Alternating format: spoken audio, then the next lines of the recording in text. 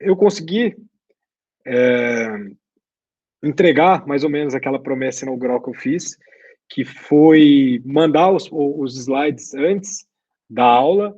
Novamente, eu peço desculpas, meus slides não é aquele preze maravilhoso, que sabe mexer, é o que eu consigo entregar, mas é um roteiro, mais ou menos, da nossa disciplina. Como a gente não tem quadro, eu gosto muito do quadro, mas já que não é possível, acaba sendo aí como uma possibilidade para nós, perfeito? A gente conversou bastante na aula passada, foi uma aula mais conceitual, mais para trabalhar alguns elementos, deixa eu só aceitar aqui um pouco, iniciais do nosso direito civil 6, que é o direito das famílias, e eu quis trabalhar ali aquela concepção interessante, que é a concepção mais contemporânea, podemos dizer assim, acerca deste tema. Perfeito? Então, já vou colocar aqui para apresentar, e a gente já começa a nossa aula de hoje. Sempre, então, que vocês tiverem alguma dúvida, alguma coisa nesse sentido, por favor, fiquem totalmente à vontade para perguntarem aí. Vocês sabem que aqui não tem tanta... Enfim, vocês estão livres aí para perguntar, beleza? Acho que já está compartilhado aí o PowerPoint. Então, eu queria começar a nossa aula relembrando um ponto que a gente comentou na nossa aula passada, na nossa aula de sexta-feira, que é acerca desse direito de família, que é algo muito específico, mas é algo grande, né? São vários elementos que a gente passa: casamento, união estável, a questão da relação de parentesco, filiação, bem de família, tutela, guarda, curatela, enfim, alimentos, esse monte de possibilidades. Só que a gente tem essa dicotomia, né, entre direito de família, que pode ser sim um direito existencial, que está imbricado, está totalmente ligado à ideia de o conceito de dignidade da pessoa humana, que são normas de ordem pública, são obrigações, vamos dizer assim, gerais, absolutas, que vale para o Adriano, vale para mim, que vale, enfim, para todos nós, é algo único entre si, pelo menos deveria ser. E uma segunda possibilidade, que é um direito patrimonial, que é centrado, sim, no patrimônio, que aí incidem mais normas de ordem privada.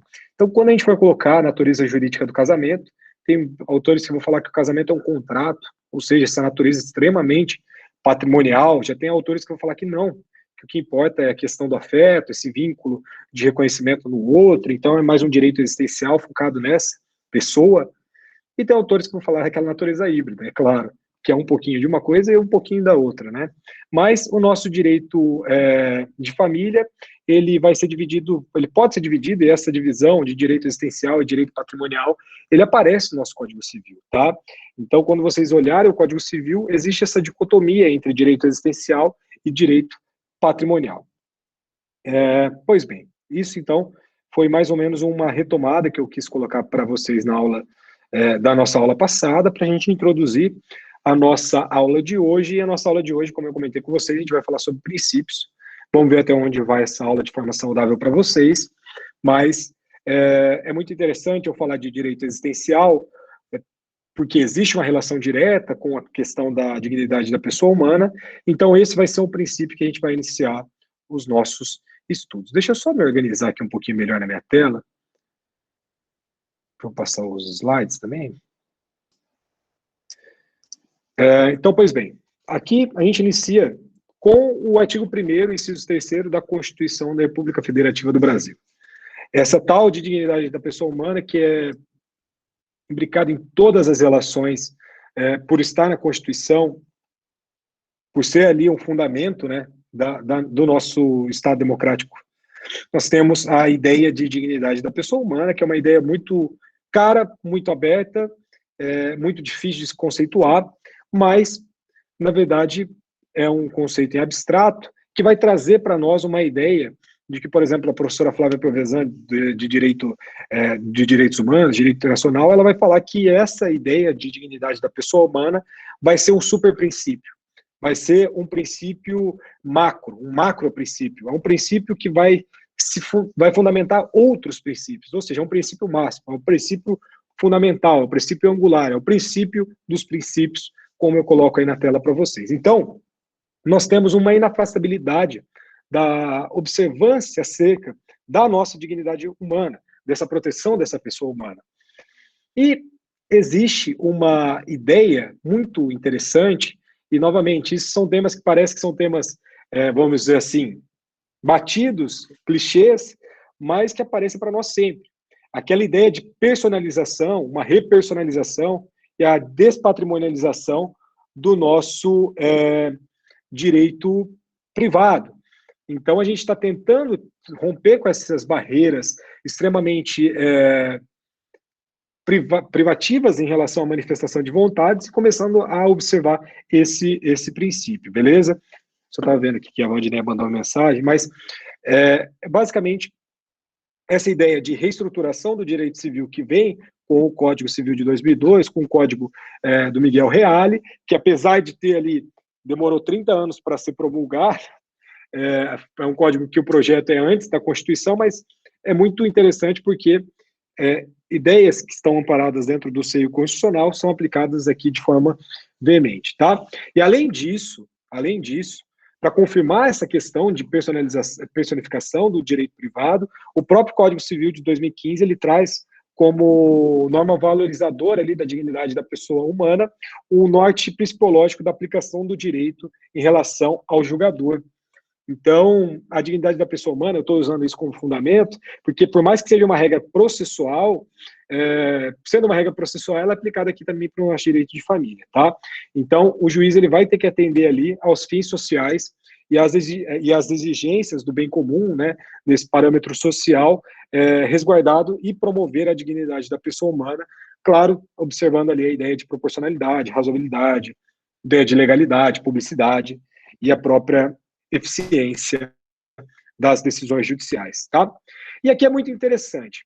Por que é muito interessante falar de dignidade da pessoa humana dentro do direito das famílias? Porque eu não sei se existe um ramo dentro do direito privado, alguma outra matéria do direito privado, que traga tão fortemente essa ideia do princípio da dignidade da pessoa humana. Uma interferência tão grande, uma ingerência, uma atuação desse princípio dentro do âmbito do direito privado, a não ser aqui, dentro do exemplo que eu estou colocando para vocês, o direito das famílias. Por quê? Porque, por mais que seja uma cláusula geral, essa ideia de dignidade da pessoa humana, que é um conceito indeterminado, um conceito aberto, que tem que ser fechado pelos intérpretes, é muito interessante algumas construções que são colocadas, e aqui eu trouxe uma concepção de dois juristas portugueses que são indispensáveis quando você vai falar sobre esse tema, que é o Jorge Miranda e o Rui de Medeiros. E eles falam o seguinte, ó, aspas, a dignidade humana é da pessoa concreta, na sua vida real e cotidiana, não é de um ser ideal e abstrato. Então, aqui é interessante, porque a gente está falando de uma ideia que parece ser um ideal e ser abstrato, mas não, é uma pessoa concreta, é uma vida real, é uma vida cotidiana. É o homem ou a mulher, tal como existe, que a ordem jurídica considera irredutível, insubsistente, irrepetível e cujos direitos fundamentais a Constituição enuncia e protege. Então, é muito interessante essas questões da dignidade da pessoa humana, uma tentativa de conceituação aqui de um conceito indeterminado, mas a dignidade da pessoa humana ela tem que ser analisada, novamente, a partir da concretude do caso, a partir da realidade do ser humano, dentro desse contexto que ele está envolvido, que são os fenômenos sociais, perfeito? Então, direito à casa própria. O direito à casa própria parece, claro, possuir uma imbricação muito grande em relação a esse princípio, né? Proteção da casa própria, proteção da dignidade da pessoa humana, e isso vai gerar aquilo que a gente fala de interpretações extensivas, né? Como é o conceito aberto, ele permite essa flexibilidade, né? Essa expansão, que pode ser um problema, mas pode ser também um indicativo de soluções para vários problemas. Aí vai muito do intérprete e do hermeneuta, melhor dizendo, né? Então, é muito legal, porque quando a gente falou de possíveis famílias, né, eu não coloquei aquela modalidade, que é uma modalidade que muitos doutrinadores falam que não são muito bem assim, mas tem alguns que colocam só para provocar. Porque uma pessoa que mora sozinha, ela é família? Ela é família de si? E o Superior Tribunal de Justiça, vamos dizer assim, entendeu que é. Por quê? Porque quando ele edita a súmula 3, quando eles editaram a súmula 364, o Superior Tribunal de Justiça ele entendeu que por mais que a pessoa seja solteira, reside sozinho, etc., seja separado, seja viúva, esse bem, essa moradia dela, vai ser vista como bem de família, e sendo bem de família tem um fenômeno fundamental, que é a impenhorabilidade deste bem, tá?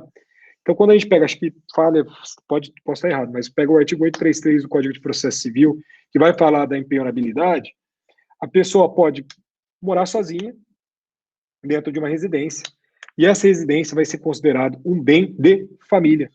Então, sendo um bem de família, a gente pode dizer que essa pessoa que mora só é uma família. Perfeito? E aqui, dentro dessa justificativa, desse voto do Superior Tribunal de Justiça, desse posicionamento do Superior Tribunal de Justiça, a gente tem a lei da impenhorabilidade, que é a lei 8.009 de 1990, que a ideia é que essa proteção dessa pessoa não se limite a um grupo de pessoas, mas sim a própria pessoa, né? Então, a própria dignidade da pessoa humana, o nosso direito constitucional à moradia, direito social, é um direito fundamental, está tudo lá amparado no artigo 6º da Constituição Federal, perfeito? E, além disso, um outro caso que a gente pode enxergar esse conceito aberto sendo aplicado dentro do caso concreto, é acerca, e principalmente caso concreto da nossa matéria, né, é acerca da tese do abandono paterno-filial, né, que é o nosso famoso abandono afetivo. A gente vai estudar bem abandono afetivo, porque abandono afetivo é uma das condições de responsabilidade civil aqui no seio das relações familiares. E a gente vai constatar também, nós constataremos, que a responsabilidade civil no direito de família cada vez mais aparece. Cada vez mais aparece, perfeito? Então, aqui nós estamos diante de um caso que pode ser visto, pode ser encontrado aí também, dependendo da obra, dependendo do tribunal, que é a nossa chamada também teoria do desamor. Então, é o abandono afetivo. E tem várias jurisprudências já, que é bem consolidado, podemos dizer assim. STJ, no primeiro momento, foi bem, vamos dizer assim, bem receoso quanto a essa matéria, mas o julgamento, que foi um julgamento mais notório aqui, que inaugurou praticamente a jurisprudência aqui no nosso Brasil, veio do Tribunal de Alçada de Minas Gerais. O Tribunal de Alçada nem existe mais, mas essa daqui foi uma decisão que não é tão antiga assim, que é uma decisão de 2004, e é muito interessante porque a gente tem uma concepção de que jurisprudência precisa ser um negócio antigo, né? Aliás, um negócio recente. Tanto é que a gente gosta de pegar jurisprudência quando a gente está fazendo peça e grifar lá que a jurisprudência é desse ano. É importante. Mas quando a gente pega a influência do civil law, aliás, do common law, desculpa, nós vamos constatar um ponto muito interessante. Por quê? Porque as jurisprudências que formam, de fato, esse entendimento são jurisprudências que não necessariamente são recentes. Pelo contrário, tem que ser algo bom, algo firme. E é aí que eu coloco para vocês esse julgado, né, esse precedente, que jurisprudência é diferente de precedente, diferente de julgado, vocês já sabem disso, que vai falar para nós o seguinte, ó, indenização por danos morais, relação paterno-filial, princípio da dignidade humana, princípio da afetividade, que é uma outra coisa que a gente vai colocar aqui. A dor sofrida pelo filho em virtude de abandono paterno, que o privou do direito à convivência, ao amparo afetivo, moral e psíquico, deve ser indenizável com fruto no princípio da dignidade humana, beleza? Dentro desse caso, só para eu trabalhar aqui esse exemplo, a gente teve uma reforma de uma decisão de primeiro grau, porque o pai foi condenado a pagar a indenização de 200 salários mínimos a este filho que tinha sido abandonado de forma afetiva, tá? Por quê? Porque após o divórcio, separação de fato, em relação à mãe desse autor da ação, ele casou novamente, e desse novo casamento teve o nascimento de uma filha, e esse pai, ele passou a privar ali o filho da convivência, enfim, com a sua esposa nova, com a sua nova filha, enfim. E o pai, ele continuou, dentro desse caso, custeando os alimentos. E aqui tem um ponto importante, abandono afetivo. Nós temos abandono afetivo e abandono material. Material é a ausência de assistência por não cumprimento das questões de amparo de alimentos, enfim, muito além disso. Mas nós não estamos diante de um caso de abandono material, mas sim um caso de abandono afetivo, porque ele pagava pensão, mas muito além da pensão, ele privava o filho da convivência com a sua nova esposa e com a irmã, né, do autor dessa ação. Essa decisão que foi do Tribunal de Alçada de Minas, ela foi reformada pelo STJ, tá, em 2005, por incrível que pareça. Essa decisão foi reformada pelo STJ. Eu indico aqui, eu acho que eu não coloquei no material essa jurisprudência, esse acordo, melhor dizendo, essa emenda, só que eu tenho aqui nas minhas anotações, ó, fala assim, ó, foi em 2005, afasta a condenação por danos morais, que ele fala aqui, ó, a indenização por dano moral pressupõe a prática de ato ilícito, como vocês bem sabem, já em decorrência do semestre do ano passado, né, espero. Então, não rendendo seja a aplicabilidade da norma do artigo 159 do Código Civil de 1916, que é o código que tratava do ato ilícito, lembrando que o Código de 16, ele só falava de ato ilícito e não falava de abuso de direito, tá? Então, o abandono efetivo é capaz de reparação pecuniária. Então, afastou por ausência de previsão legal. Como vocês sabem, reparação civil, dever jurídico originário. Se você não tem um dever jurídico originário, algo que estava na legislação, não existiria um dever sucessivo, portanto, não existiria o dever de indenizar por dano moral. Mas é claro que isso foi evoluindo,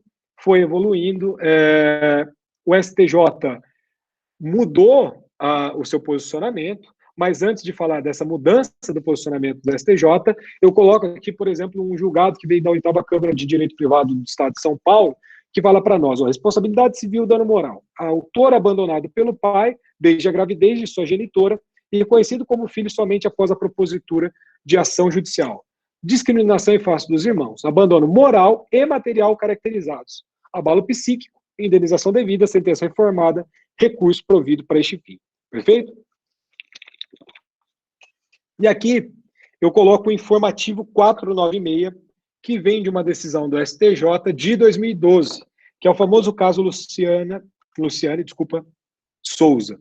Então, o STJ muda aquele primeiro posicionamento de 2005, que não entendia a possibilidade do abandono afetivo, e coloca para nós a seguinte lição. Informativo 496, ó. Civil e processual civil. Família, abandono afetivo. Compensação por dano moral. Possibilidade. Inexistem restrições legais à aplicação das regras concernentes à responsabilidade civil e o consequente dever de indenizar / compensar no direito de família. O cuidado como valor jurídico objetivo está incorporado no ordenamento jurídico brasileiro, não com essa expressão, mas com locuções e termos que manifestam suas diversas decidências, como se observa do artigo 227 da Constituição Federal. Comprovar que a imposição legal de cuidar da prole foi descumprida implica em se reconhecer a ocorrência de ilicitude civil, diferente do que eles tinham entendido em 2005, sob a forma de omissão. Olha que interessante. Isso porque o non facere, né, que atinge o bem juridicamente tutelado, leia-se o necessário dever de criação, educação e companhia, de cuidado, importa em vulneração da imposição legal, e surgindo daí a possibilidade de pleitear a condenação por danos morais por abandono psicológico. Então, apesar das inúmeras hipóteses que minimizam a possibilidade de pleno cuidado de um dos genitores em relação à sua prole, existe um núcleo mínimo de cuidados parentais que, para além do mero cumprimento da lei, garantam aos filhos, ao menos quanto à afetividade, condições para uma adequada formação psicológica e inserção social. A caracterização do abandono afetivo, a existência de excludentes ou ainda fatores atenuantes, por demandarem revolvimento de matéria fática, claro que não pode ser objeto de avaliação em sede de recurso especial, súmula 7 lá do STJ. E a alteração do valor fixado a título de compensação por danos morais é possível em recurso especial nas hipóteses em que a quantia estipulada pelo tribunal de origem revela-se irrisória ou exagerada, perfeito? Então, aqui nós temos um informativo do nosso STJ, que é o nosso informativo 496. Nesse caso, do STJ, o que nós, só para falar de valores, né? Ele não tinha reconhecido a paternidade da filha, que foi fora do casamento, vamos dizer assim, entre aspas, né? E o dano causado pelo abandono afetivo, a magistrada de primeiro grau, proveniente do juiz de São Paulo, fixou em R$415 mil abandono afetivo. E o STJ, ele alterou esse valor para R$200 mil, perfeito?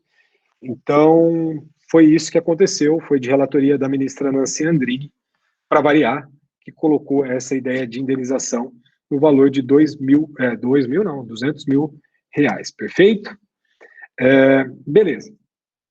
Além disso, eu queria colocar para vocês um ponto também muito interessante de um exemplo também da aplicação acerca desse princípio da dignidade humana, lembrando, artigo 1º, inciso 3º da Constituição Federal, que é no caso do direito à busca pela felicidade. Pô, quem nunca assistiu aquele filme lá, Busca da Felicidade, que é um filme muito, muito bom, e aqui nós temos o direito à busca pela felicidade, né, que é uma aplicação aqui da dignidade humana nas relações familiares. E o que é isso, né? Vamos lá.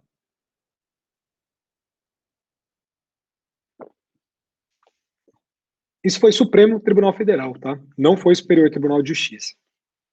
Chegou lá para o Supremo, muito influenciado por um grande jurista curitibano aqui também.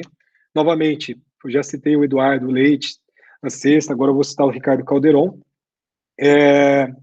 que foi a ideia de o reconhecimento da igualdade entre a paternidade biológica e a paternidade socioafetiva. Isso é informativo também do STF, informativo 840, e esse informativo trouxe uma lição muito interessante acerca dessa isonomia da filiação, seja ela da paternidade, né? Seja ela socioafetiva, seja ela biológica, tá? A gente vai estudar muito isso, mas muito isso, porque a gente vai falar do princípio da afetividade, mas talvez esse princípio da afetividade ele está acima de quase todos, se não todos, tirando a dignidade da pessoa humana, que é fundamento para o princípio da afetividade dentro do nosso direito das famílias, tá? Relator desse caso foi o ministro Luiz Fux, beleza? E o que o Luiz Fux falou para nós? Aqui tem um trecho do voto dele, tá? Ele fala para nós, ó, a família, olha que forte isso, eu acho isso muito, muito da hora. Olha o que ele fala aqui, ó, a família, objeto do deslocamento do eixo central de seu regramento normativo para o plano constitucional, ou seja, entendeu? É uma interferência, aqui é uma interferência do Estado através da ordem constitucional, tá? Deslocamento do eixo normativo para o plano constitucional vai reclamar a reformulação do tratamento jurídico dos vínculos parentais à luz do sobreprincípio, aqui é um outro termo, né, mas sobreprincípio da dignidade humana e da busca da felicidade. Eu acho isso muito, pelo menos, muito bonito, né? A dignidade humana compreende o ser humano como um ser intelectual e moral, capaz de determinar-se e desenvolver-se em liberdade, de modo que a eleição individual dos próprios objetivos de vida tem preferência absoluta em relação a eventuais formulações legais definidoras de modelos pré-concebidos, destinados à resolução eleitos a priori pelo legislador. Jurisprudência do Tribunal Constitucional Alemão, a superação de óbitos legais ao pleno desenvolvimento das famílias construídas pelas relações afetivas interpessoais dos próprios indivíduos é corolário sobre o princípio da dignidade humana.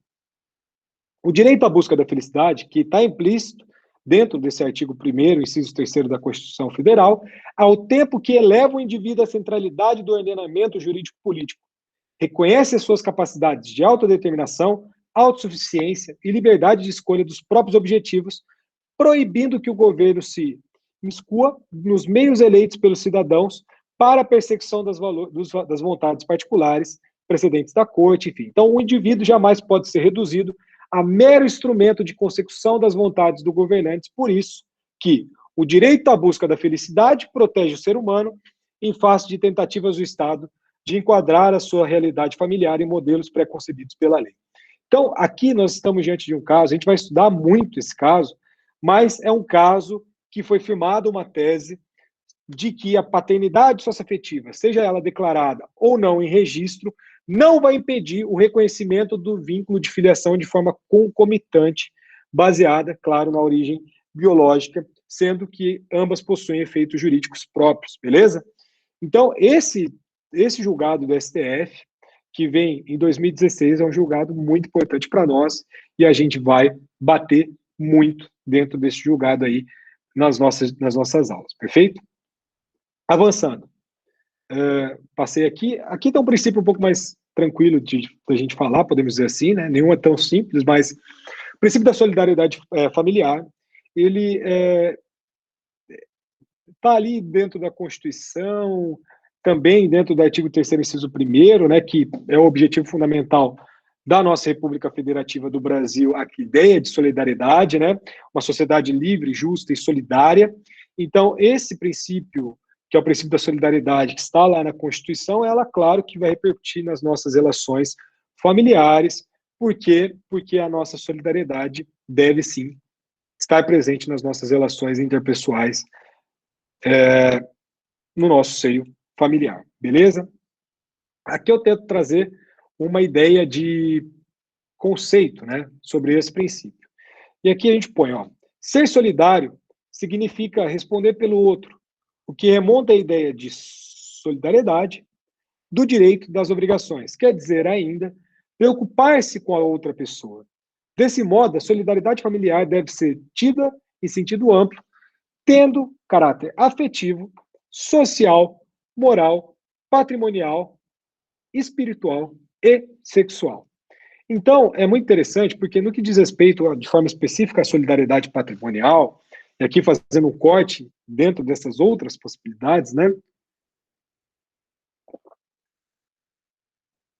Porque, mesmo um conceito bem problemático, mas aquele cônjuge, né? Aquela pessoa casada que foi responsável pelo fim do casamento, culpado, e a gente tem uma teoria da culpa ainda presente no nosso Código Civil, nesse caso, é certo de que hoje não existe mais essa ideia de culpa, mas ainda está lá dentro do código, tá? Na prática isso está bem afastado, vamos dizer assim, ou nem tanto, mas essa ideia de culpa que foi minimizada em decorrência desse princípio da solidariedade familiar, ela pode ser pode ser vista, né, que aquele cônjuge que foi culpado, entre aspas, pelo fim do casamento, ele pode sim fazer o requerimento de alimentos necessários, tá? Ou seja, aqueles alimentos que são indispensáveis. A gente vai estudar essa ideia de alimentos, esse pleito de alimentos em relação aos cônjuges, aos companheiros, mas mesmo esse tido culpado pode sim pleitear os alimentos do cônjuge inocente sem maiores dificuldades. Isso é uma regra do parágrafo 2º do artigo 1694 do nosso Código Civil, perfeito? E é claro, desde que esse cônjuge não tenha condições de trabalho, de se colocar no mercado de trabalho, nem parente, nem condições ali de prestar os próprios alimentos, que também é uma regra meio que aplicada para todos os casos em relação aos cônjuges e aos companheiros, perfeito? Então é basicamente isso, a questão da solidariedade, tá? A gente vai constatar que a emenda do divórcio, como a emenda 66 de 2010, essa questão da culpa foi tirada dentro do nosso contexto, mas ainda a gente tem que trabalhar um pouco sobre isso. Professor, Oi. A questão da culpa era no de 1916? Não, tem ainda no Código Civil de 2002, a gente vai ver. Ah, Por tá. incrível que E pareça. isso refletia a perca no que diz respeito a patrimônios? Sim, questão patrimonial, questão de alimentos principalmente, questão de guarda era muito problemático também. O nosso Código Civil de 2002, ele tem um mérito, que tem muita crítica, mas ele tem um mérito, que ele tende a afastar o nosso chamado direito de vingança, tá? Então ele consegue melhorar um pouco a situação, mas ele vai ampliar algumas questões de responsabilidade, mas a emenda do divórcio, ela vai tirar a separação no nosso ordenamento, tá? Então, não tem mais separação judicial dentro do Brasil, a não ser em alguns... Assim, eu nem vou entrar nisso, mas, via de regra, a gente não tem separação judicial no Brasil. Então, tirando essa ideia de separação judicial do nosso sistema jurídico, a gente também acabou banindo a ideia de discussão de culpa em relação aos alimentos, principalmente, tá? Então, a gente vai estudar mais isso aí mais para frente, mas a partir da emenda constitucional 66 de 2010, que afasta a separação judicial ou consensual do nosso ordenamento, apesar de ter a previsão ainda no nosso código, em algumas hipóteses, né? Conversão da separação judicial, etc, etc, etc. Mas quando a emenda constitucional 66 afasta, basicamente a gente tira essa ideia de culpa, sobretudo em relação aos alimentos, tá? Tem algumas questões ainda no código, a gente vai estudar, mas, sim, o nosso código avança muito em relação a isso, em decorrência dessa ideia de solidariedade da Constituição, mas mesmo assim a gente tem algumas questões positivadas ainda hoje, tá? Beleza. Avançando. Princípio da igualdade entre os filhos, né? Ou entre filhos, melhor dizendo. Aqui é interessante, tá? Por quê? Porque é ainda muito comum uma ideia muito preconceituosa acerca disso, tá? E antes da gente falar sobre essas ideias, eu queria falar para vocês acerca do parágrafo 6º do artigo 227 da Constituição. Eu tenho certeza que vocês passaram aí no final de semana lendo 226 e 227. Só que o 227 da Constituição, ele fala para nós o seguinte, ó, parágrafo 6º. Os filhos, havidos ou não da relação de casamento ou por adoção, terão os mesmos direitos e qualificações, proibidas quaisquer designações discriminatórias relativas à filiação. E o nosso artigo 1596 do Código Civil, vocês vão se deparar que a redação é igual. É igual, sim, a redação do artigo 1596, só que é muito importante. Apesar de ser igual, é importante por quê? Porque vai reafirmar algo que está lá positivado dentro da Constituição. A soma do parágrafo 6º do 226, a soma do artigo 1596 do Código Civil, traz para nós a ideia de princípio da igualdade entre os filhos, perfeito?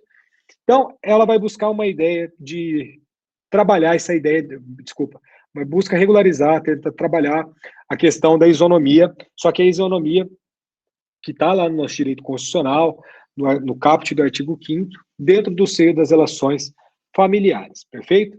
Ou seja, a gente pode dizer que existe, ou pelo menos tem que existir, uma superação definitiva de qualquer ideia discriminatória em relação, como, por exemplo, constava no artigo 332 do Código Civil de 1916, que trazia o seguinte, ó, ele falava para nós, esse artigo 332 do Código Civil do Bevilacqua, que o parentesco é legítimo ou ilegítimo, ó, que forte, né? O parentesco é legítimo ou ilegítimo, né? Segundo procede ou não, casamento natural ou civil, conforme resultar de consanguinidade ou adoção. É claro, esse dispositivo, apesar de ser de 1916, ele estava em vigor até 1992, quando foi afastado por uma lei, que é a lei que regulamentou a investigação de paternidade dos filhos existentes fora, entre aspas, do casamento, tá? Então, o nosso código falava, no código de 1916, sobre filhos legítimos e ilegítimos. E é claro que tinha efeitos sucessórios, efeitos, enfim, dentro das questões patrimoniais dessas duas modalidades de filiação, que era legítima ou ilegítima, né? Isso a gente afasta, graças ao bom Deus, no nosso código de 2002, tá? Então, juridicamente, pelo menos, né, os filhos ali são iguais perante a nossa Constituição Federal e perante o nosso Código Civil, beleza? Sendo eles provenientes do casamento ou não, isso não interfere em nada. E essa igualdade, claro, acaba abarcando a ideia de filiação sanguínea, a filiação adotiva, filho sócio-afetivo, que a gente já trabalhou um pouco, não, a gente não trabalhou ainda, mas a gente vai trabalhar bastante. Eu falo trabalhei um pouco porque eu estou com um caso aqui no escritório. Inseminação artificial heteróloga, né, ou seja, com material genético de terceiro, que não necessariamente, enfim, está envolvido na situação. E aqui eu coloco para vocês uma importante fala, né? Isso é uma questão mais de conscientização que a gente tem que ter, para evitar algumas expressões que ainda são populares, né? São filho adulterino, filho incestuoso, filho ilegítimo, que era a redação do 332 do Código de 16, filho espúrio, filho bastardo, né? Então, hoje em dia, a gente coloca, e aqui eu indico para vocês, a possibilidade de se dizer filhos havidos fora do casamento, porque juridicamente são todos iguais, beleza? E é claro que a gente vai estudar as consequências disso também mais para frente. Perfeito? Aqui também, igualdade. Olha o que a gente está falando de igualdade, né? Só que aqui é igualdade entre cônjuges e companheiros, tá? Então, novamente, a união estável, principalmente com a inconstitucionalidade do artigo 1790, ela acaba sendo muito próxima do casamento. Tem algumas questões de deveres que são próprios, né, da união estável, porque se fosse tudo igual, não existiria união estável, perfeito, existe uma diferença. Mas aí, o princípio da igualdade entre cônjuges e companheiros está dentro do nosso Código Civil, está também dentro, melhor dizendo, da nossa Constituição Federal, dentro do parágrafo 5º do artigo 226 da Constituição e do artigo 1511 do nosso Código Civil, tá bem? Então, o que fala para nós o artigo 226 da Constituição Federal, o parágrafo 5º? Vamos lá. Ele vai falar para nós, deixa eu até... Aqui eu coloquei o artigo 1511 do Código Civil, tá? Ele fala para nós que o casamento estabelece comunhão plena de vida com base na igualdade de direitos e deveres entre os cônjuges, tá?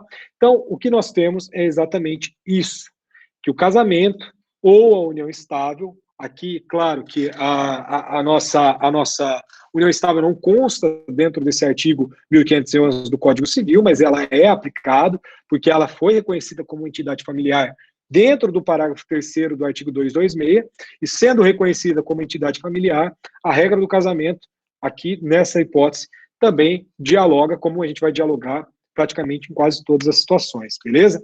Então, dentro desse reconhecimento dessa igualdade entre marido, companheiro, enfim, a gente pode entender que o marido ou companheiro pode também pleitear os alimentos ali da mulher ou da companheira, ou vice-versa, tá? Em eventual divórcio, em eventual dissolução da união estável, beleza? Então, tanto marido, tanto a mulher, enfim, marido também, não tem problema, pode pedir um contra o outro sem grandes dificuldades. Além disso, um pode utilizar o nome do outro de forma livre, conforme for estabelecido entre as partes, né? Então, eu posso casar, colocar o sobrenome da minha cônjuge, ou o contrário, né? Ela pode colocar o meu sobrenome dentro de uma livre conversão, está lá pactuada, estabelecida, melhor dizendo, no parágrafo 1º do artigo 1565 do nosso Código Civil, tá? Nós temos, eu vou falar um pouquinho da questão do nome também mais para frente, é legal falar um pouco acerca disso, mas a gente tem uma liberdade que vai abranger a possibilidade da inclusão de um segundo nome do outro cônjuge, tá?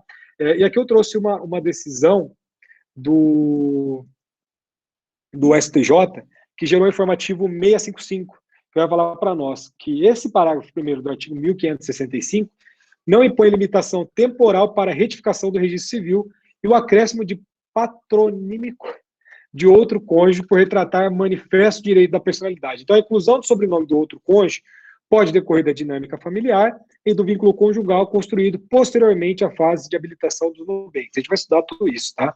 Incumbe ao Poder Judiciário apreciar, no caso concreto, a convivência da alteração do patronímico à luz do princípio da segurança jurídica, beleza? Então, basicamente, assim, a gente sintetiza a questão do princípio da igualdade entre os cônjuges e dos companheiros em alguns pontos tradicionais do nosso direito civil. Porque a gente vai ter uma ideia de igualdade da chefia familiar, tá? Uma substituição da ideia de hierarquia para uma ideia de hierarquia. Companheirismo. Companheirismo vai fundamentar essa relação conjugal, essa relação de companheirismo é muito interessante porque a própria questão da união estável, a gente não vai falar de cônjuge, a gente vai falar de companheiro, companheiro e companheira. Então, a ideia de companheirismo está muito ligada à ideia de união estável e, é claro, que está ligada também à ideia do casamento. Um ponto que acaba que meio que é estipado no nosso direito é a ideia de pater-famílias, né? O pai como provedor da família. Hoje a gente não pode mais falar isso. A gente tem uma substituição até mesmo da ideia de pátrio-poder pela ideia de poder familiar. A gente não fala mais de pátrio-poder, mas sim de poder familiar. O próprio Código Civil adota isso e a gente vai nessa tendência também. Beleza? A gente chega num dos princípios mais importantes. Esse princípio é muito interessante, que é o princípio do maior interesse da criança e do adolescente, tá? Esse princípio, ele tem uma previsão dentro da Constituição, ele tem uma previsão dentro de convenções internacionais, e ele aparece de forma gritante para nós dentro de uma lei muito específica, que é a nossa Lei 8.069, de 1990, que é o Estatuto da Criança e do Adolescente, tá? Eu trouxe para vocês aqui o caput do artigo 227 da Constituição, que foi emendado ali pela uma emenda, que é a emenda 65 de 2010, tá? Que fala para nós o seguinte, ó, é dever da família, da sociedade e do Estado assegurar à criança, ao adolescente e ao jovem, tem que colocar a tampa, porque senão dá problema, ao jovem com absoluta prioridade o direito à vida, à saúde, à alimentação, à educação, ao lazer, à profissionalização, à cultura, à dignidade, ao respeito, à liberdade e à convivência familiar e comunitária, além de colocá-los a salvo de toda forma de negligência, discriminação, exploração, violência, crueldade e opressão. Então, nós temos essa colocação forte dentro da nossa Constituição, no caput do 227. Além disso, nós temos a proteção instituída, né, pelo nosso Estatuto da Criança e do Adolescente, uma lei que é muito admirada pelo mundo, falam muito do nosso código, dessas duas leis de 1990, duas leis ali postas pelo Collor, né, promulgadas pelo Collor, enfim, que é o nosso direito do consumidor, nosso Código de Defesa do Consumidor e o nosso Estatuto da Criança e do Adolescente. E o nosso Estatuto da Criança e do Adolescente aqui é uma questão conceitual, que, por incrível que pareça, cai às vezes em prova de OAB em primeira fase. Por quê? Que o Estatuto da Criança e do Adolescente, ele delimita o que é criança e o que é adolescente. Então, criança é aquela pessoa que vai entre o 0 e até os 12 anos incompletos, tá? Então, até 11 anos e 364 dias é criança, tá?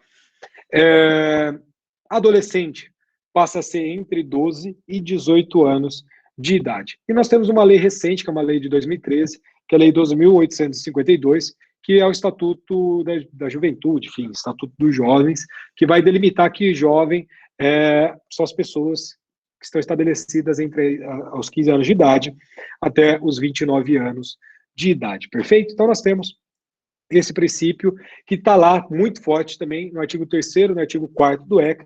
O artigo 3º vai falar para nós que a criança e o adolescente gozam de todos os direitos fundamentais inerentes à pessoa humana, sem prejuízo da proteção integral, muito importante esse conceito, né? Assegurando-lhes, por lei ou por outros meios, todas as oportunidades e facilidades, a fim de lhes facultar o desenvolvimento físico, mental, moral, espiritual e social em condições de liberdade e de dignidade. Perfeito? E o artigo 4º fala para nós que é dever da família, da comunidade, da sociedade de forma geral e do poder público assegurar com absoluta prioridade a efetivação dos direitos referentes à vida, à saúde, à alimentação, etc. Perfeito? Então, aqui nós temos um princípio, que é um princípio que está lá na Convenção Internacional de Haia, que é a convenção que vai tratar da proteção dos interesses da criança, que é o Best Interest of the Child, tá? Então, esse princípio que está lá em todos os anuentes desta Convenção Internacional de Haia, e esse princípio ele foi internalizado no nosso direito pátrio, pela essa emenda que eu mencionei para vocês, a 65 de 2010, pelo Estatuto da Criança e do Adolescente, que é o Estatuto da Criança e do Adolescente de 1990, e também o nosso Código Civil, os artigos 1583 e o artigo 1584, que vai regular a questão da guarda durante o poder familiar. tá? E aqui é muito interessante, porque eu queria trabalhar já com vocês alguns aspectos mais específicos da nossa aula, que é acerca da guarda compartilhada ou da guarda conjunta do filho, tá?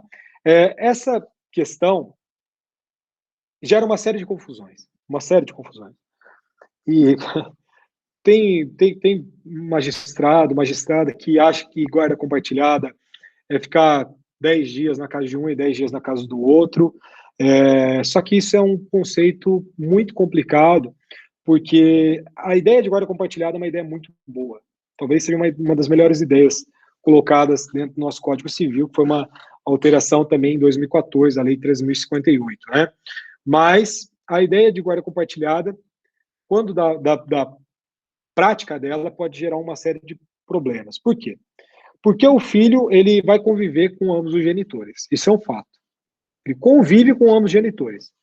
Mas esse filho que convive com ambos os genitores, ele vai ter que ter, pelo menos no início, um lar fixo, uma residência fixa. Ele não vai admitir, de forma primária, o que a gente chama de guarda alternada ou guarda fracionada, tá? Por quê? Porque essa guarda alternada ou a guarda compartilhada, a gente chama também, os doutrinadores chamam de forma pejorativa, e assim, é uma forma pejorativa que serve como crítica, daquela guarda da mochila. Por quê? Porque na guarda alternada, a criança fica de um lado para o outro, fica igual a guarda de pimbolim, sabe? Ela não sabe qual que é a sua residência, ela não fixa um cotidiano, uma rotina, ela vai de um lado para o outro, é uma bagunça, e a guarda compartilhada, isso psicologicamente falando, pode ser um problema dentro da formação social desta criança, tá? E a lei, nosso Código Civil e a nossa Lei 3.058, parece que ela acabou confundindo esses dois conceitos. E a gente vai entender por isso, tá? Por quê? Porque dentro da ideia da guarda compartilhada, ainda a guarda fracionada pode ser possível também. Só que isso vai ser analisado dentro do caso concreto, tá?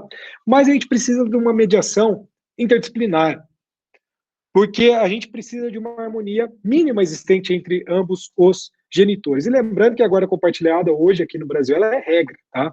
A guarda unilateral, ela é subsidiária, vamos dizer assim, ela é, sim, só se for por uma convenção entre as partes, só se for por um estudo social muito bem feito, que indique que a guarda unilateral é o melhor caminho, mas a regra é a guarda compartilhada. Então, para que exista uma proteção dos interesses dessa criança, a gente precisa de um bom convívio mínimo, pelo menos que tenha um respeito mínimo entre os genitores desta prole em comum, perfeito? E essa ideia interdisciplinar, que às vezes gera uma distância do plano prático, né? Porque geralmente a criança pode ser utilizada, e aí aparece a alienação parental como instrumento para atingir um ou outro cônjuge, ex-cônjuge, melhor dizendo, nós temos que a nossa Lei 3.058 não trabalhou muito bem essa ideia da multidisciplinariedade. Parece que ela tinha que trabalhar muito bem. Então, claro que a assistência social dá todo o amparo, trabalha muito bem nesse aspecto, como em todos os aspectos, mas parece que a nossa lei não trouxe muito bem dentro de um procedimento, na ideia de procedimento mesmo, sabe? Então, é só um ponto que eu quis colocar para a gente já introduzir alguns aspectos da nossa disciplina aqui de forma mais específica. Sim, Sayuri, deixa eu abrir aqui certinho o chat. Professor, a ideia não seria compartilhar as responsabilidades no sentido de em qual escola estudar, onde... É exatamente isso. Por isso que a gente fala em convivência, porque, na verdade, é nas tomadas de decisão, né? Nas tomadas de decisões, melhor dizendo. Então, vai escolher a melhor escola, ambos sentam e ambos discutem. Melhor forma de lazer, ambos sentam e ambos discutem.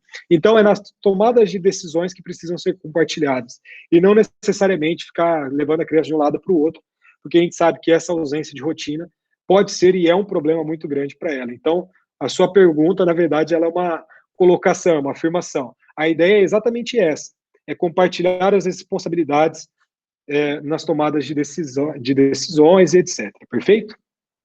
Avançando. Um princípio muito importante para nós, tá? Muito importante. Porque eu já começo falando aí para vocês, ó. Principal fundamento das relações familiares na ideia de família contemporânea, o afeto, tá?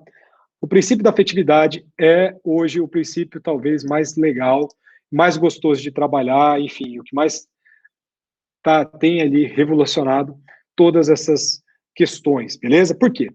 Porque ele vai ser o principal fundamento para nós no direito das famílias, tá?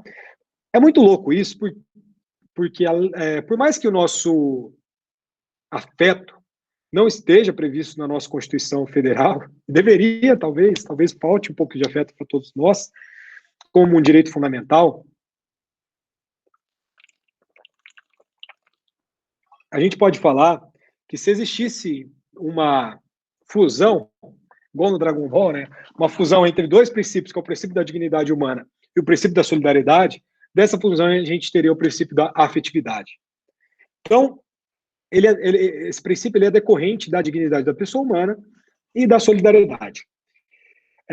A Maria Berenice Dias, o Paulo Lobo, destaca muito esse princípio e eles indicam, na verdade, o professor Flávio Tartus, essa aula de hoje eu estou me baseando no professor Flávio Tartus, principalmente que ele vai trazer um princípio muito interessante, que é mais próprio dele, vamos dizer assim, e outros autores têm falado, opa, o professor Tartus tem razão, acho que o Tartus se inclui esse princípio em 2014, na edição de 2014 da obra dele, mas ele traz uma lição que é, de fato, da pessoa que a gente precisa beber, né, do profissional que a gente precisa beber, que é de uma psicanalista, enfim, aqui no caso, uma psicanalista, que é a Gisele Câmara Kroeniger, né?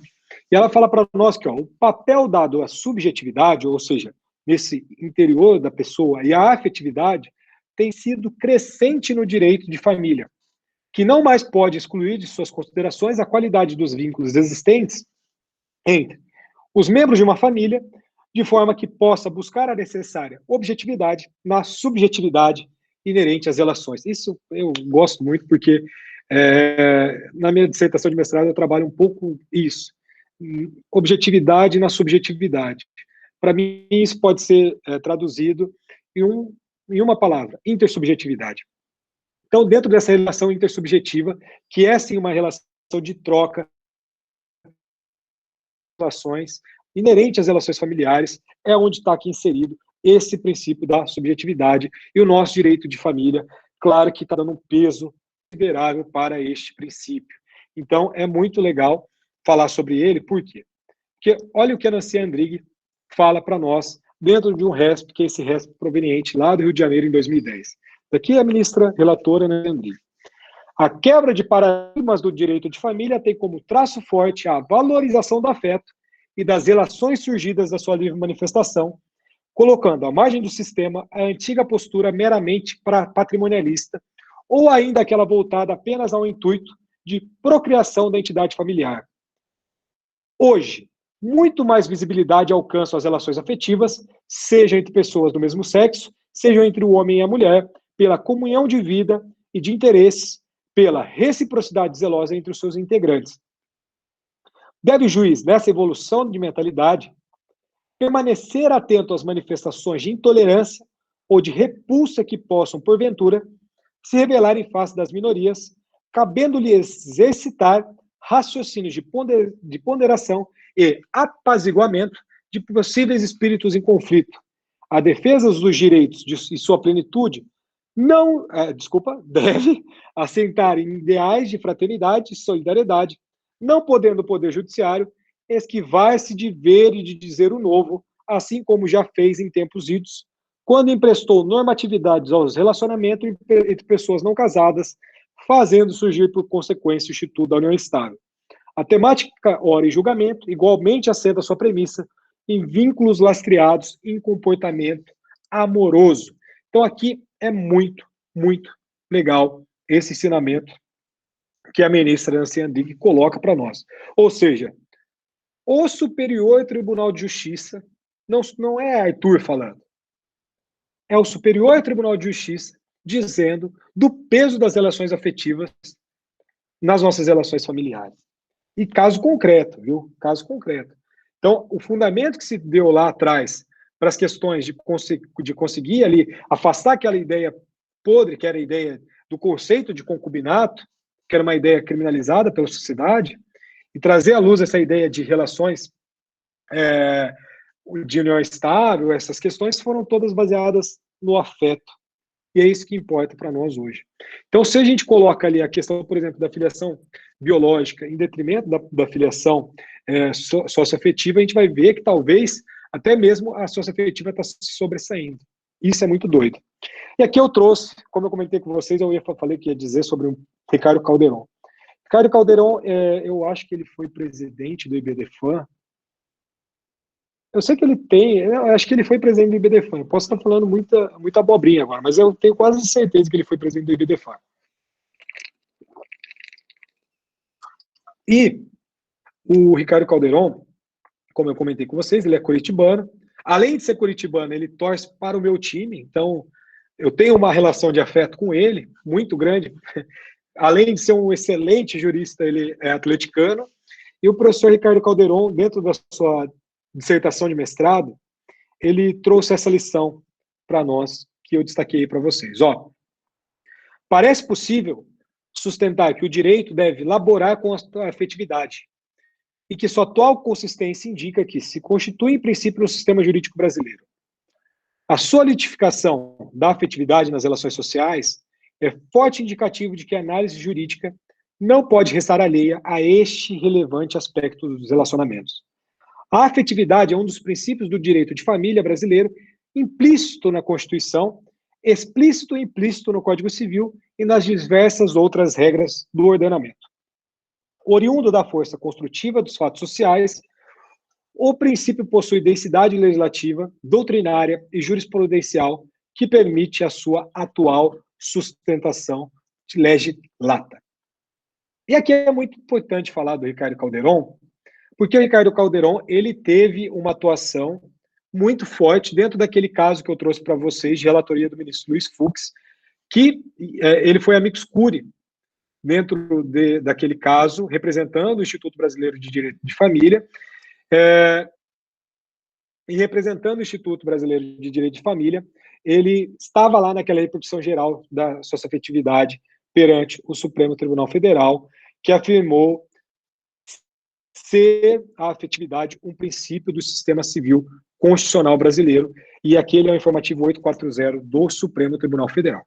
Então, o Supremo Tribunal Federal, o STJ, o Supremo Tribunal Federal, os principais juristas do direito de família estão falando que o nosso princípio, que nossa afetividade é um princípio do nosso sistema civil constitucional brasileiro e quiçá, talvez seja um dos maiores princípios. Beleza? Eu trouxe também uma lição do João Batista Vilela, que foi jurista, né? E esse trabalho eu destaquei porque ele é muito interessante pela data, né? Ele é datado de 1979. E o João Batista Vilela, ele está tratando lá da desbiologização da paternidade. Então, o que ele está querendo trabalhar dentro dessa obra? Ele vai dizer que o vínculo familiar ele vai constituir muito mais um vínculo de afeto do que propriamente um vínculo biológico. Isso em 1979. E aqui ele estava trabalhando uma ideia de um novo parentesco civil, que é a nossa parentalidade socioafetiva, que é baseada dentro da ideia de estado de filho, tá? Então, ideia de estado de filho. O que faz João Batista Vilela? Ó, a paternidade em si mesmo não é um fato de natureza, mas um fato cultural. Já começa chutando a porta, né? Embora a coabitação sexual da qual pode resultar gravidez seja fonte de responsabilidade civil, a paternidade, enquanto tal, só nasce de uma decisão espontânea, ou judicial, né?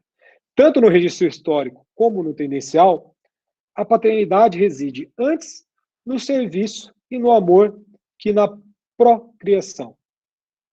As transformações mais recentes, por que passou a família, deixando de ser uma unidade de caráter econômico, social e religioso, para se afirmar fundamentalmente como grupo de afetividade e companheirismo, imprimiram considerável esforço ao esvaziamento biológico da paternidade. Na adoção pelo seu caráter afetivo, tem-se a prefigura da paternidade no futuro, que erradica essencialmente a ideia de liberdade. Então, olha que coisa louca, né? O cara em 1979 trabalhando esse conceito, que é o conceito que a gente está aplicando hoje. Eu trouxe aqui, eu não vou me aprofundar, mas basicamente, para a gente ter essa ideia de estado de filho, a gente precisa configurar esse estado de filho, né? De posse, essa ideia de posse, né? Eu não gosto muito dessa ideia de posse, de proprieção, né? Mas essa ideia de posse do estado de filho, e precisam de 3 elementos caracterizadores. O primeiro deles vai ser o tratamento, tractatus ou tractatio, né? Que vai traduzir para nós a ideia da sociedade, a ideia de como você vai se relacionar com essa pessoa, né? Como se vocês fossem unidas pelo vínculo de filiação, forma de tratamento, como o próprio nome diz, tá? A fama ou a reputatio, que é uma ideia de uma repercussão dentro do seio social, de reconhecimento geral dessa filiação que determinada pessoa tem com essa prole, perfeito? E a ideia que é um tom muito mais complementar e acessório, que é o nome, né? Que é o nome ou o nominatio, que dependendo ali da situação fática de uma declaração de eventual filiação, pode ser utilizado o sobrenome do suposto pai, né? Aqui a gente vai trabalhar muito essa ideia mais para frente, eu não quero me aprofundar, mas foi só um ponto que eu quis colocar para vocês, perfeito? Falando um pouco do princípio da função social, vamos ver o que a Sayuri me pergunta aqui. Professor, mas no caso de um filho fora do casamento, ele possui os mesmos direitos de herança, porém esses direitos estão restringidos aos bens equivalentes do seu genitor, certo? Certo. Como um outro filho que não é o filho proveniente daquela relação que está existente, né? Por quê? Porque o vínculo está direcionado àquela pessoa e não a outra pessoa. Quando a gente começar a desenhar a questão da... A gente vai começar a desenhar árvores genealógicas aqui para o nosso direito civil. E quando a gente começar a desenhar isso, a gente vai verificar que são traços que vão ligando, tá? Então, vão ligando esses traços. O que eu estou querendo dizer? Pode ser que esse filho, aspas, existente fora do casamento, pode ser reconhecido como filho socioafetivo dessa mãe que não é a mãe biológica? Pode. E aí sim ele vai ter direitos sucessórios em relação a essa mãe afetiva, tá? Mas se não for feito esse tipo de reconhecimento, algo nesse sentido, ele vai ter direito em relação ao pai. Como um filho, por exemplo, que foi proveniente de um primeiro casamento. Um filho proveniente do primeiro casamento. A pessoa vai e casa novamente, esse filho vai ter o direito de sucessão em relação ao pai, né? Vamos supor, ao pai, não em relação ao casamento. Porque é muito interessante isso. Na sucessão, a gente está vinculado à pessoa e não ao vínculo matrimonial. O vínculo matrimonial ele vai surtir efeitos em relação à meação. Mas os herdeiros necessários, quando você pegar lá o artigo 1829 do Código Civil, você vai constatar lá, herdeiros necessários, cônjuge ou companheiro. Não tem o companheiro, mas companheiro está lá agora também. Cônjuge, enfim. Aí vai ter os descendentes e os ascendentes. Os descendentes, perfeito? Então, sendo descendente, sendo o filho fora do casamento, sendo o filho dentro do casamento, ele herda, perfeito?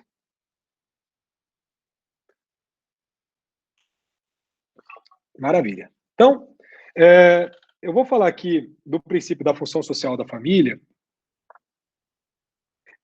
Eu não sei como é que vocês estão aí, se vocês estão cansados, primeira semana, ou se eu posso falar um pouco daí, porque eu tenho o princípio da boa-fé objetiva, que é o princípio do Tartucci, e eu tenho o princípio da liberdade ou da não ingerência estatal. Não sei aí como que vocês estão, eu vou fazer o seguinte, eu vou falar do princípio da função social da família, e a gente deixa esses outros 2 princípios para a aula de sexta. Pode ser? Todos de acordo? Ou qualquer coisa a gente fala da função social. A função social é bem... Nelson, por favor. Acho que por hoje só concluí. Para sexta, para a próxima aula. Sexta é mais legal de falar de boa-fé, né? Mas vou falar só então desse princípio da função social da família, ele é bem curto, tá? Essa ideia de princípio da função social, tá claro, ligado àquela ideia que eu já falei na aula passada, de que a família é base da sociedade, que a família é a célula máter, né? É muito interessante que essa ideia de família como célula máter da sociedade, ela aparecia dentro das aulas de educação moral e cívica, né? E apesar dessas aulas serem herança de um período militar ditatorial aqui no nosso Brasil, essa frase de família como célula máter da nossa sociedade, ela serve perfeitamente para o nosso contexto atual. Por quê? Porque ela está lá dentro do caput do artigo 226, que a gente já falou na aula passada, que a família é a base da sociedade, e sendo a base da sociedade, ela tem uma proteção especial do Estado. Ou seja, ela tem uma proteção especial do Estado. Ou melhor dizendo, especial proteção do Estado dentro do caput do 226, tá?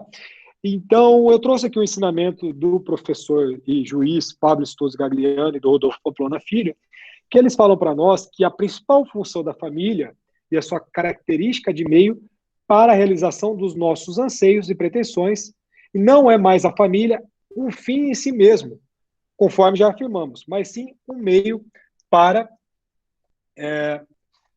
mas sim um meio social para a busca de nossa felicidade na relação ao outro, com o outro. Isso é muito interessante, tá?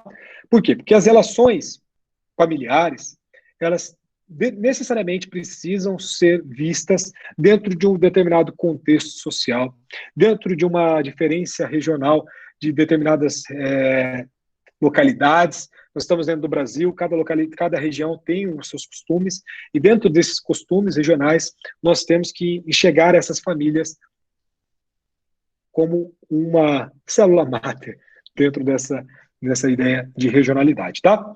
E então essa socialidade, ela tem que ser aplicada aqui aos institutos do nosso direito das famílias, é claro, como nos outros ramos do direito civil. É muito interessante, para trabalhar um exemplo aqui com vocês, que a socialidade, ela pode se fundamentar o parentesco civil decorrente da paternidade socioafetiva. Tá? A gente está falando muito da questão da paternidade socioafetiva, mas a função social da família está ali muito ligada à ideia da paternidade socioafetiva. Também ela pode servir como uma ideia em relação de outras entidades familiares, como, por exemplo, a união afetiva. Então, por quê? A sociedade muda, necessariamente a família vai se alterar, e o direito também tem que acompanhar essas transformações. A gente vai ver que a ideia das questões específicas dos casais homossexuais não tem nenhuma positivação ainda no nosso ordenamento. Isso é algo extremamente complicado, né? Vamos imaginar, é algo muito problemático, porque a gente sabe o número de casos que tem. O CNJ tem uma resolução que permite o casamento, uma decisão do STF e também do STJ permite a questão da união estável de casais do mesmo sexo, mas até hoje, apesar de uma década já que a gente decidiu sobre isso, não existe nenhum artigo dentro do nosso sistema, dentro do Código Civil ou da Constituição, que traga isso para nós, tá? Então, com base nesse princípio da função social, também pode servir de amparo para uma conceituação, para uma tentativa de construção teórica para amparar esse tipo de família, que às vezes é deixada de lado pelo direito, pelo legislador, mas que precisa ser amparado pelo direito de alguma forma, tá? Então, é isso. Queria agradecer vocês. Eu acho, não sei, me indiquem o nome de vocês no final, por favor, no chat, para eu fazer o controle. Espero que essas aulas estejam sendo proveitosas para vocês. Aliás, é a segunda aula, né? Então, espero que essas duas aulas sejam proveitosas para vocês. E na sexta-feira a gente termina o princípio e aí a gente vai falar um pouco mais sobre a conceituação de família, etc. Enfim, vamos colocar mais algumas coisas. Obrigado pela participação aí de vocês também. E tamo junto. Até sexta-feira. Boa noite, até sexta. Obrigado, até sexta. Fala, professor, boa noite. Boa noite.